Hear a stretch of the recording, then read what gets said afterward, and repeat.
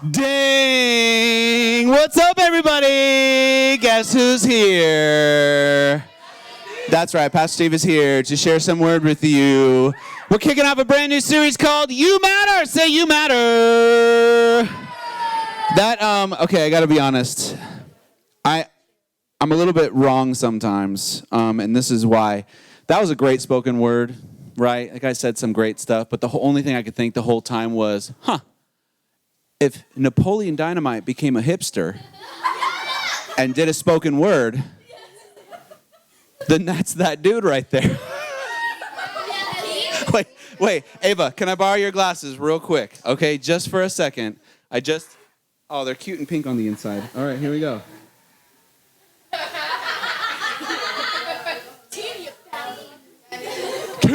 Tina, you fat lard, you really matter. And when you give me my chopstick, you really matter. And I really want a dang quesadilla because you matter. It's tots, gosh.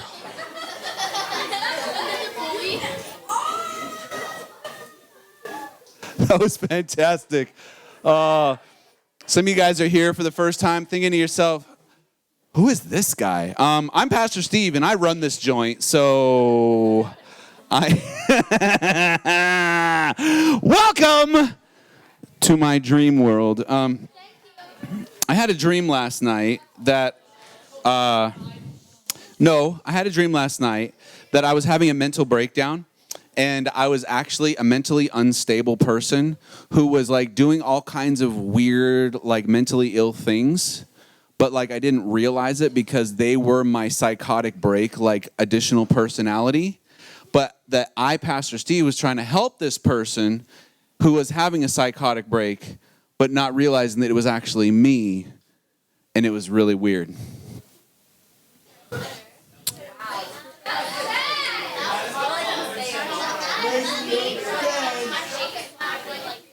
So here's the deal. If you ever see me doing weird things, just be like, oh, his dream came true. Okay.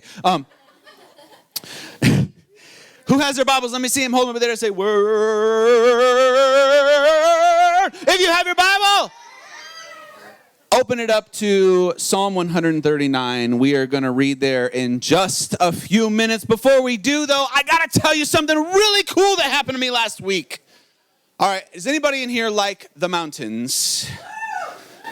Cool. Anybody in here like Utah, like going to Utah? I love Utah. Utah is beautiful. Anybody in here ever been to Mammoth Creek in Utah, which is just outside of Duck Creek? Awesome area up in the mountains with water and trees and mountains and rocks and deers and antelope, and they are playing just like in the song. Although I have not seen any buffalo roaming yet at this point. But we're having a good time. We're hanging out, and we're like hiking along this creek. And as we're hiking along the creek, I'm looking, and the creek is like bubbling, and it's like very, very serene. And it's like, and the water like sounds awesome, and it's like very relaxing. And you just want to kind of like lounge against a tree and take a nap and be like, and then have the little like birds and the animals come like twittering to you, just like Snow White, right? So we're hanging out, and then here comes like the bubbling creek, and there's these little like rock pools where the water kind of like pools up a little bit, and it gets still, and then it bubbles along and continues on. And we're walking past these rock pools, and as we're doing that, we see the water swishing. It's like, and I'm like, what is happening in the water? And I look, and what's happening is there's these trout, and they're like this big, and they're swimming in the water, and they're catching bugs. So the bug would like land on the water, and then the trout's like, and he like jumps out of the water to like get the bug. And I see this one, and he goes, and he jumps out of the water, and he gets the bug, and he swims over, and he like hides in this little rock, and he's like doing this. He's like holding very still, like he's just barely moving. He's like, I'm a sneaky little fishy. And he's like just chilling right there by the rock, and I'm like, dude, I wonder if I could catch him. So guess what I did? What'd you do? I snuck up on the fish like this. And I reached my hand way up in the air. And I went,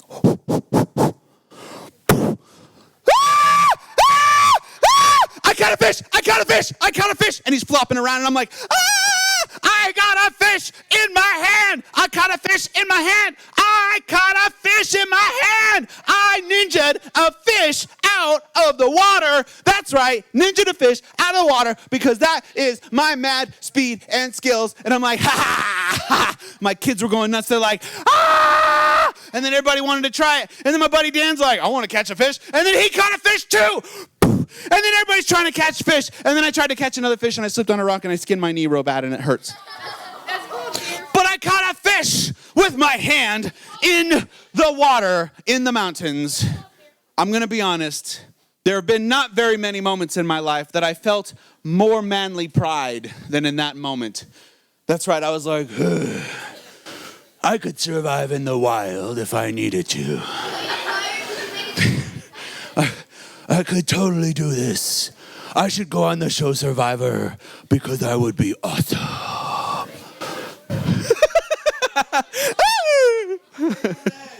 Oh, man. So that was my awesome story from last week. And it actually has absolutely nothing to do with anything. So I hope you're fine with that. Because typically I try to tell a story that has some kind of point. And that one really didn't. It was just awesome. So, what? And you ate it. It's right, we did. We ate it. It was delicious. It was delicious. Yes, I did some garlic and some seasoning salt and a little bit of lime and butter and bacon. It was awesome. Huh? What my kid? They tried it. Yeah, everybody tried some. No. They all got their hand on one but couldn't snatch it. Because it takes a grip of steel. Takes a grip of iron with one hand. And I used this hand. See, can you see the bulginess and how I flexed my hand around that fish? And there was no way he was going to escape my grip when the python surrounded it.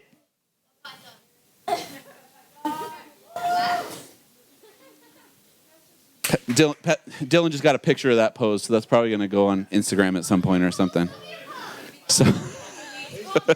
So we do have to get into the Word, apparently, at some point, because technically that's why we come to church. We got to hear from the Word, right? This week I had you turn to Psalm 139, and before we start reading there, I want to tell you about the lies that lying liars tell. Anybody ever had someone lie to you? Yeah? How's it feel when someone lies to you? It kind of is, it's like gross, right? It's like, ew. Ew. Who likes it when people lie to them? Okay. Who likes when you lie to other people? Yeah, that's well, I hate it when people lie to me, but it's okay if I lie to other people. I'm just trying to save their feelings. I'm talking about a very specific kind of lies today. Shh. And it's lies like this. You're an accident. You're a mistake. You're dumb. You're stupid. You're an idiot. You're ugly. You're unwanted. You're just a big, nasty, freaky freak. Shh. Listen. There will be people that will say all kinds of mean things in your life. They'll speak all kinds of hurt and pain and destruction. And the biggest thing you have to understand in those moments is those are some of the biggest lies that lying liars tell. We're kicking off a brand new series this week called You Matter. Who matters? Say me. Say me. That's right. You matter. But who else matters? You. Say you. So turn to your left and say you matter. Turn to your right and say you matter. Look at the person in front of you and say you matter. Look at the person behind you and say you matter. Look at the person that you hate and say you matter. Look at that person that is voting for Donald Trump and say you matter. Now look at the other person voting for Hillary Clinton and say you matter. Now tell everybody else to just write in Putin for the vote, because I think we'd be better off having a communist state than having the two options that we have right now. No, that's completely messed up. Okay, only the smart kids got that joke. That's okay. Listen, You matter. You really, really do matter. You matter more than I can begin to understand, more than you could begin to understand, more than I can begin to communicate, more than I can begin to tell you. You really and truly do matter. I had you turn to Psalm 139 just a few minutes ago. I want to read there right now. I love this psalm. Anybody love reading the Psalms? You know what Psalms are? Psalms, it's a book of songs, okay? Anybody like songs? You like music? You like iTunes? The book of Psalms was iTunes for 2500 BC. Okay, there was no downloads. There was no. This is what they had. This was the songs that they had. And in addition to that, it was like a personal diary, a personal journal. It was poetry. So, who likes writing poems in here? Anybody like poems? All right, I got a poem for you.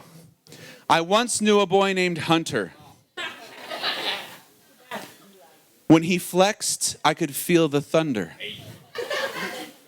He hated that sweat. When I walked up, yet it made him gag on the floor. The end. By the way, Hunter does not like sweat, and my shirt is damp because I was leading worship in kids, so watch this.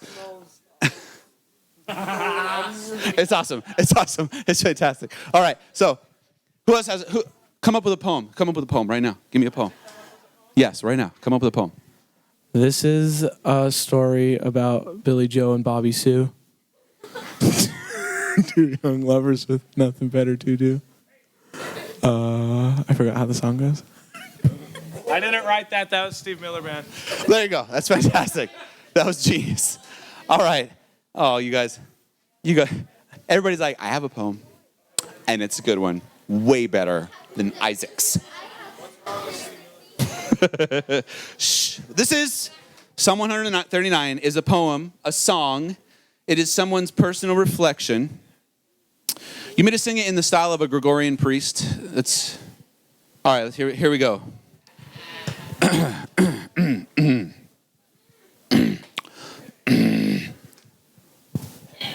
Oh Lord, you have examined my heart and know everything about me.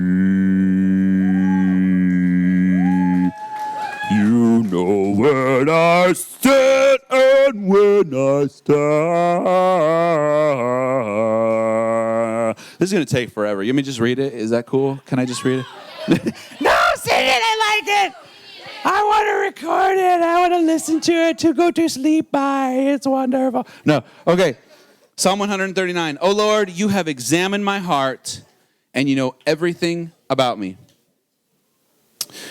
You know when I sit and you know when I stand. You know my thoughts even when I'm far away. Hold on. What does God know about you? Let's read that again because I want to make sure you're hearing this. Lord, you have examined my heart and you know everything about me. What does God know about you? Everything. Okay. You know when I sit and you know when I stand. You know my thoughts even when I'm far away. You see when I travel and when I rest at home. You know everything I do. What does God know that you do? Everything. Wait. Like everything? Like God knows everything you do? Everything you do? God knows every website you looked at, every text that you sent, every conversation that you had.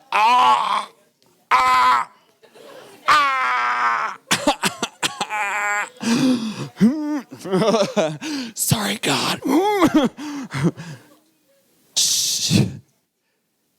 You know what I'm going to say even before I say it, Lord. Oh, dude, that's cool. Okay, come on now. That's fantastic. So like when you're still mulling over what you're going to say, like it's still kicking around in your brain because for some of you it takes a long time to get from here to here. So while it's still rolling around in here, it's coming out to here. God already knows what you're going to say before you even say it. So could you imagine having a conversation with God? That would be really awkward, right? Right? So you'd be like getting ready to have a conversation like, no, I don't think that's a good idea. Yes, you should do that.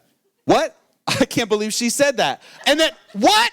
And then oh my gosh, you need to tell her no way. Yeah, okay, let's get pizza. Where you want to go?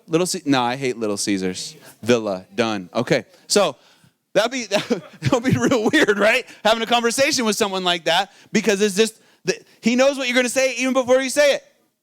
It goes on to say this, shh, you know me, you go before me and you follow me. You place your hand of blessing upon my head. Such knowledge is too wonderful for me, too great for me to understand. I can never escape from your spirit. I can never get away from your presence. If I go to heaven, you are there. If I go to the grave, you are there. If I ride on the wings of the morning, if I dwell in the forest oceans, even there your hand will guide me. Your strength will support me. Where can you go to hide from God? Nowhere. Oh, so where can you go that God is not? Nowhere. Oh, so where is God then? Everywhere. Okay. Just want to make sure you're getting that. It says, I could ask the darkness to hide me and the light around me to become night, but even in the darkness I cannot hide from you. To you the night shines as bright as the day, for darkness and light are the same to you. You made all the delicate inner parts of my body, and you knit me together in my mother's womb. Thank you for making me so wonderfully complex. Your workmanship is marvelous. How well I know it. You watched me as I was being formed in utter seclusion. As I was woven together in the dark of the womb, you saw me before I was even born. Every day of my life was recorded in your book. Every moment was laid out before a single day had passed. How precious are your thoughts about me, God. They cannot be numbered. I cannot even count them. They outnumber the grains of sand. And when I wake up, you are still with me. Man, so anybody ever made something, created something, crafted something, maybe molded something out of clay or painted something or built something with a hammer and nails? Not you, Dylan, because we know how you are with a hammer and nails.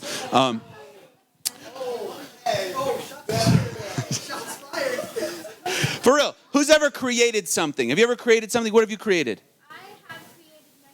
I have created many. Name something. What? Were you proud of it? Awesome. What have you created? Lots of things out of Legos. Were you proud of those creations? Were they awesome? Yes. A stick figure. Was it amazing? Yes. You wrote a song? That's fantastic. I would love to hear it sometime. We don't have time right now, but I want to hear your song. Yes. You made a birdhouse with a hammer and nails? And you didn't bend all the nails and scream and cry and throw a temper tantrum? That is fantastic. There's shots fired. I'm just saying sometimes when people are hammering nails, they bend every one and scream and cry and throw a temper tantrum. Yes. You made a hanger out of what? Wood. Out of wood. Ooh, yes. I made a birdhouse out of wood. A birdhouse out of wood, yes. You designed a fighter jet on the computer? That is flipping awesome. I'm going to be honest right now. Yes. I programmed a video game. I programmed a video game. Dude, that's really cool. I want to play your video game while I'm listening to her song. That sounds awesome. Yes. What? Spray paint art? Ooh. But you didn't do it like out in the neighborhood, right? Where the police will catch you. And then I got to go pick you up down at the jail because that just gets real awkward. And I'm like, listen, Daniel, that was very artistic and very well done. But that's technically called graffiti. And you can get picked up for vandalism by doing that in public places. I don't know why I'm doing air quotes right now. Yes. An igloo? Oh my goodness, yes. A hitchhiking sign to hitchhike from here to home. A hitchhiking sign to hitchhike from here to home. That's very artistic, actually. Yes. Those clay pancakes in your office. Clay pancakes them out. That's right. And I still have them proudly on display. Shh. So listen. I want you to think about something that you painstakingly created, you crafted, you made, okay? Whether it was something with Play-Doh or something with clay or something with paint or something that you wrote or something that you programmed or something that you did. Maybe you picked your hair really fantastically one day because that would be crafty. You know what I'm saying? But whatever it is, I want you to think about this thing that you spent so much time crafting and creating and pouring yourself into, and think about what you thought about that when you were finished. Were you proud of it? Was it something that you were like, wow, that was awesome. I want to do that again. And I want to keep doing that. Listen, this is what God did for you. God painstakingly crafted you. I love the description of this psalm. He said, you made all of the delicate inner parts of my body and you knit me together in my mother's womb. Anybody here ever knitted? Anybody in here ever knitted? Knitting is actually very complex. It is a series of tiny, tiny, intricate little knots that somehow come together to create a beanie or a sweater, or in my case, a weird triangular shape of knots. That I was like, I knitted this for you. It's kind of in the shape of a heart. So therefore it shows my love for you. Okay, right? Think about whatever it is that you created and think about how proud of it you were. Listen, this is what God did. He made us. He crafted us. He created us. And listen to how David responds. King David, who wrote this psalm, he says, thank you for making me so wonderfully complex. There's three things I want you to learn about yourself this week as we talk about this idea of you matter. In the first part, that's you are no accident. Say, I'm not an accident. You are not an accident. You are made on purpose. God made you on purpose. Okay? Say, I am complex. What this means is that you were painstakingly crafted and created, completely known by your Creator, inside and out, top to bottom, left to right, front to back. He made and knows everything about you. You are wonderfully made, marvelously complex, precious in His sight. How incredible is that? Here's what I want you to envision. The way you poured yourself into whatever it was you were crafting, creating, the way you poured yourself, your creativity, your thoughts, your processes, when you were writing, when you were programming, when you were molding, when you were making, whatever it was that you were creating, how you poured yourself into that, God infinitely more poured Himself into the creation of you, crafting you, making you, knitting you, piecing you together like an amazing piece of cosmic Play-Doh that He then took and didn't leave as a lump of dough, but went like this and pinched the nose and went and breathed life into it. And then here's what happened. You went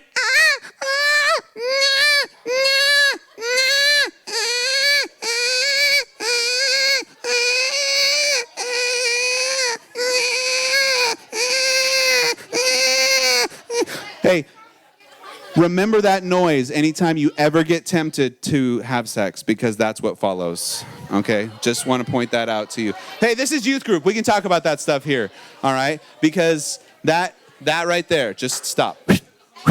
Just...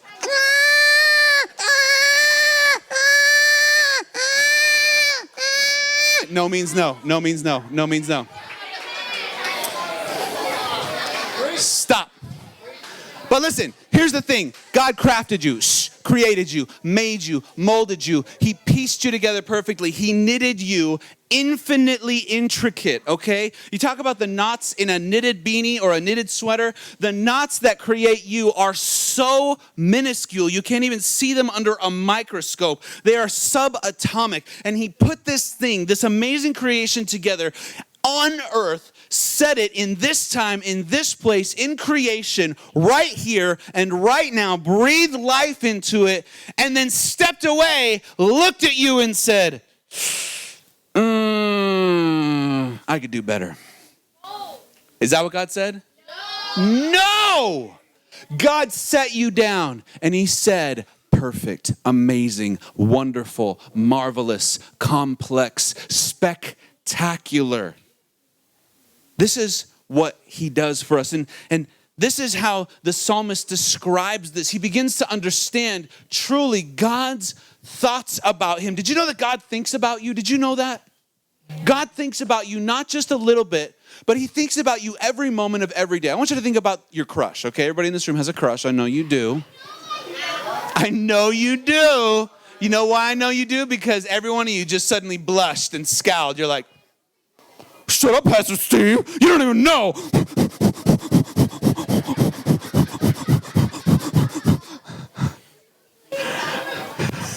Listen, I want you to think about your crush. How often do you think about your crush, right? Pretty often. Shh, shh, shh, shh, shh, shh.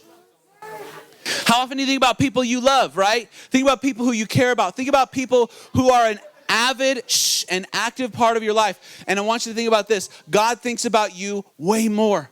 God is constantly thinking about you. Constantly, just his thoughts are dwelling on you. And this is what is described here in verse 17 of that psalm we just read. It says, how precious are your thoughts about me, God. They cannot even be numbered. How awesome is that? God thinks about you so much that you can't even number his thoughts about you. And his thoughts about you are precious. It says, I can't even count them. They outnumber the grains of sand. And when I wake up, you are still with me. Anybody ever sing that old song, Jesus Loves the Little Children?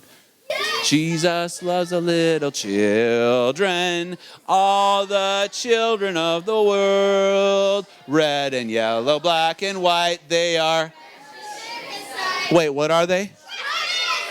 Wait, what are they? Okay, so quick question. Who are the little children? Every one of us. And what are those little children in his sight? That's right. They're precious in his sight. His thoughts are precious. Shh. You are complex. Did you know you're complex? You are amazing. All right. I just got to pause here and say this. Girls, you're a little bit more complex than the boys.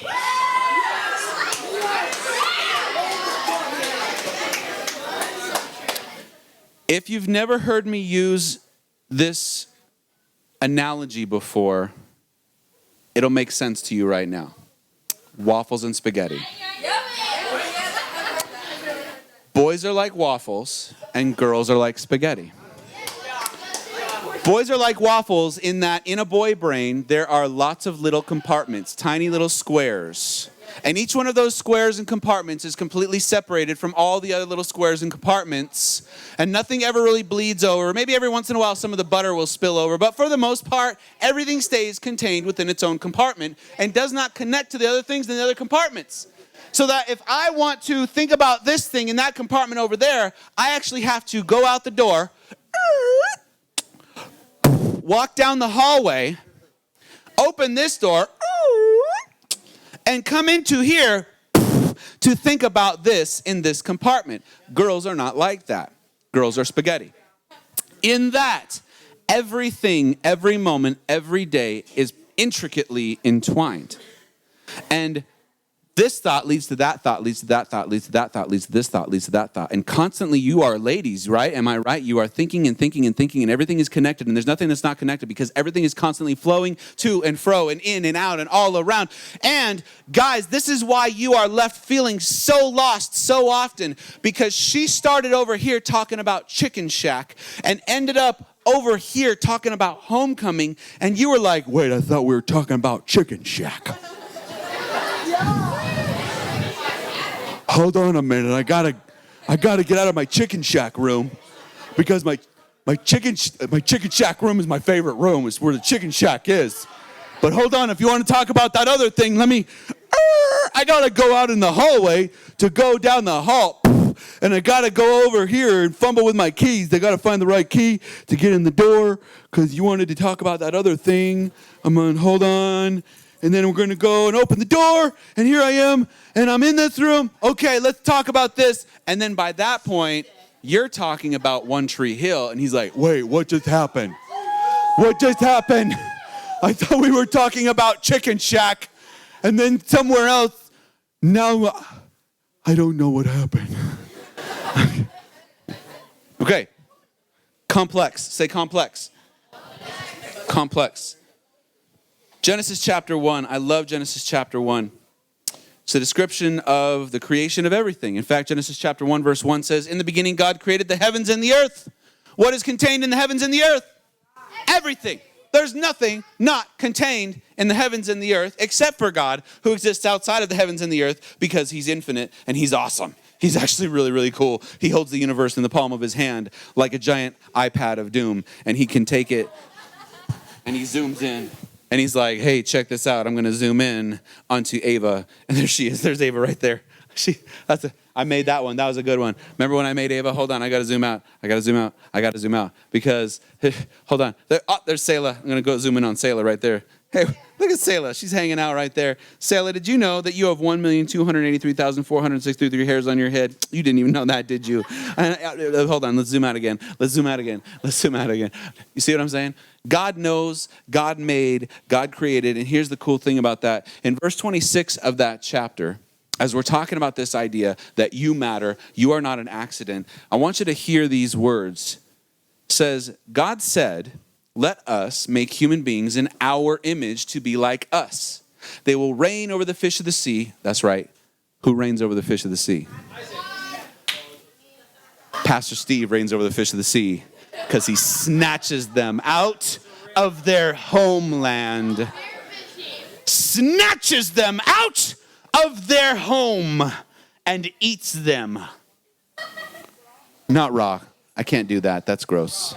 Unless they're wrapped in seaweed with a little bit of like extra spice and some avocado, like a nice little California roll or something. Shh. All right, so here we go. Said, let us make human beings in our image to be like us. They will reign over the fish of the sea, the birds of the sky, the livestock, all the wild animals on the earth, the small animals that scurry on the ground. So God created human beings in his own image. In the image of God, he created them, male and female, he created them. Wait, we're made in the image of what?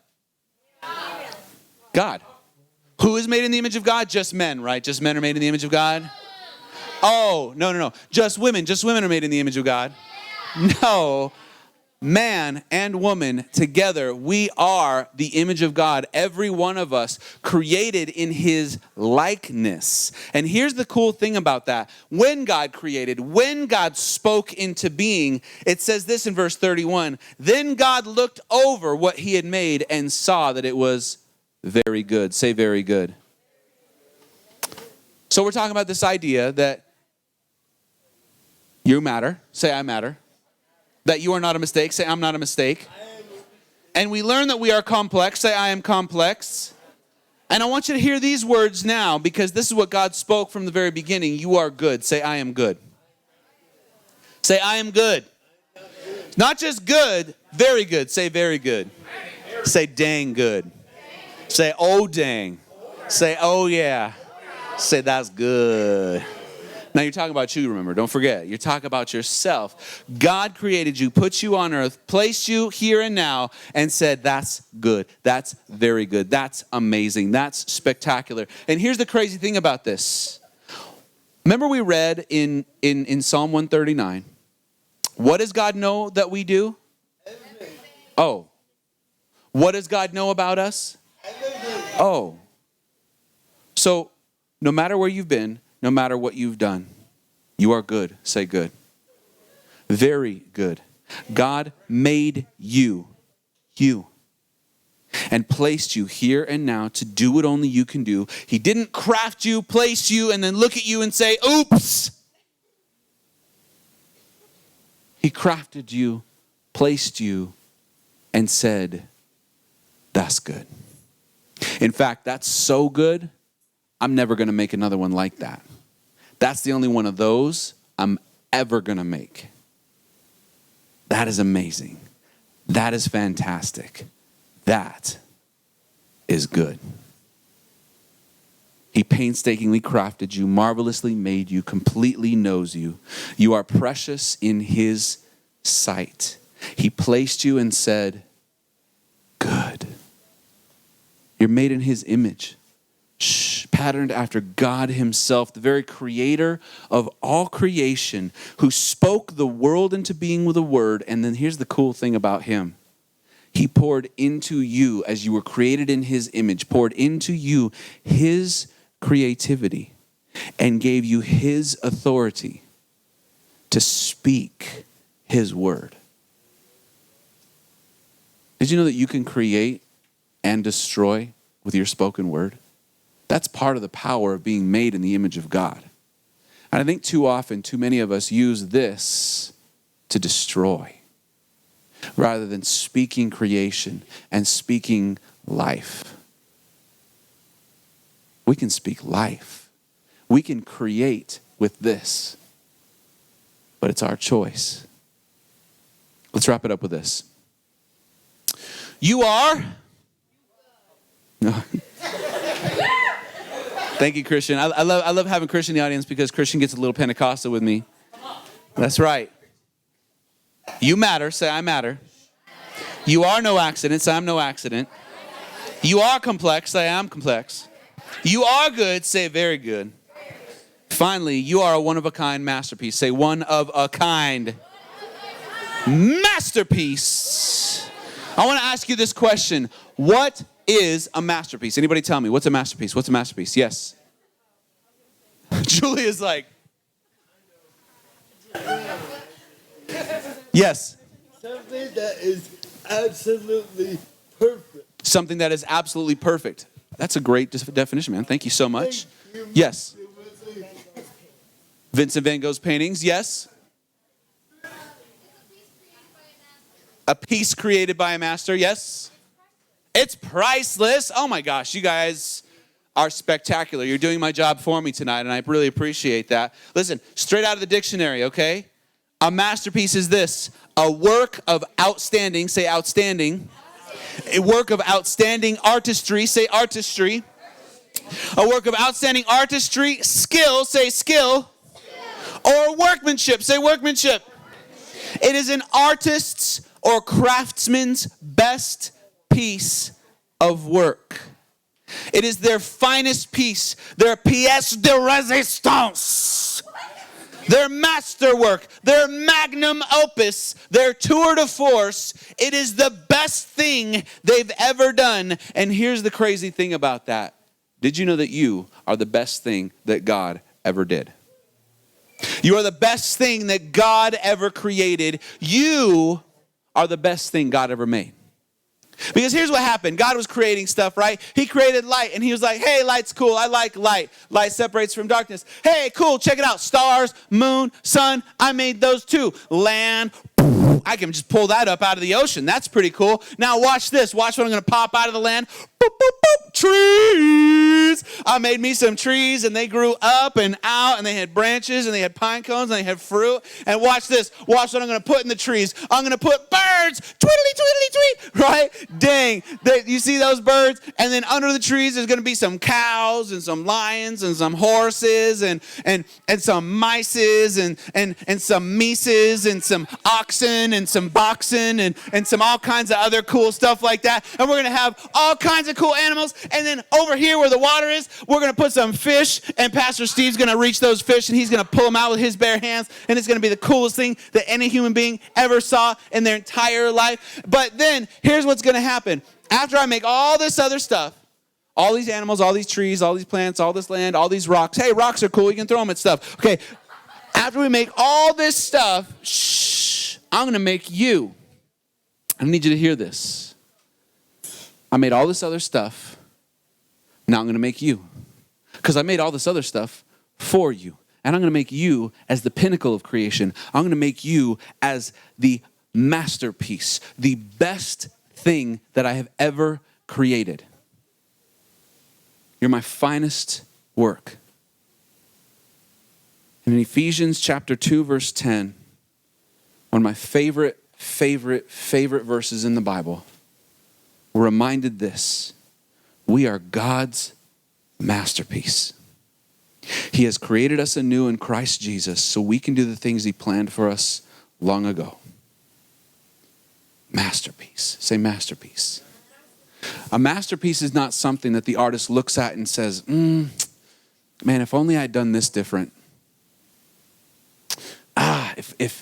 If only I had added a little more there, or taken a little bit more away there. If only I had made that hair a little bit different color, or those eyes, or if only I'd made it a little bit taller, a little bit shorter, a little bit fatter, a little bit skinnier, a little bit less afro, a little bit more. Listen, God didn't say that. God made you, masterpiece, perfection, and said, dang, that's good. I want you to close your eyes with me. As we kick off this series this week, we're going to be going through it for the next few weeks, talking about different ideas. You matter. You really and truly do matter. No matter what anyone else has ever told you, no matter how you might have felt when you looked in the mirror, no matter any of those things, none of those things matter because you matter. You matter. You are not an accident. You are made on purpose. You are complex, knitted together, infinitely intricate. You are good, so very good. You are a one-of-a-kind masterpiece. And you might be sitting in here, hearing me say these things, and all you can hear is those words echoing in the back of your mind: worthless, stupid, idiot, ugly, foolish, unwanted, undesired, unneeded. All you hear are the lies that have been spoken over you, the untruths that others have thrown at you, that the devil himself has used other people to pour into you. And I want you to block those out, because those don't matter. You matter. You are perfect. You are priceless. You are complex. You are good. You are a one-of-a-kind masterpiece made on purpose. You are no accident. You matter. If you're here today, you're tired of the lies that the lying liars tell. You're tired of believing those lies and feeling worthless. Today's the day that you matter. Today and this day forward for the rest of your life. And you want to claim that and say, I want to matter. I want to believe that I matter. I want to know, like David did when he wrote this psalm, that God's thoughts are on me, that his thoughts are precious about me, that his workmanship is marvelous. I want to look at myself in the mirror and say that I am marvelous, made in God's image, made perfect. I'm tired of those lying liars and the lies they tell, because I matter. You're here this week. Maybe for the first time ever, you're beginning to believe that you matter. Will you throw your hand up in the air? And I want you to say this. Say, I matter. Say, I matter. Say, I matter. Say, I matter. Say, I matter. Say, I matter. Say, I matter. Lord Jesus, you see every one of these young people, every young man and every young woman. You see their hearts. You see the turmoil that they have faced. You see the lies that have been told about them. Some of them have even believed those lies. But Jesus, we don't believe those lies anymore. In fact, we lift the shield of faith that you told us in your word that we can hold up to quench every one of those flaming arrows the enemy will throw at us, those flaming arrows of doubt, those flaming arrows of hurt, those flaming arrows of pain, those flaming arrows that will try to pierce our minds and make us think that we are worthless, that we are stupid, that we are unwanted. Those things are lies, and we don't believe them anymore because we matter. And we are here to bring something that matters to this world. We say this with me, say, Jesus, help me to believe that I matter because you believe that I matter. In Jesus' name, amen.